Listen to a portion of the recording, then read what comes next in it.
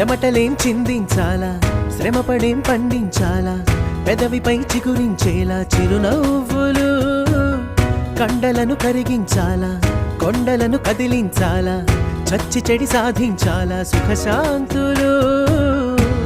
మనుషులని పెంచే రుజువు, మమతలను పెంచే ఋతువు, మనసులను తెరిచే హితవు, వందేళ్ళైన వాడని చిరునవ్వు. ఎక్కిళ్ళే పెట్టి ఏడుస్తుంటే కష్టం పోతుందా కదా, మరెందుకు గోలా? అయ్యయ్యో పాపం అంటే ఏదో లాభం వస్తుందా వృధా?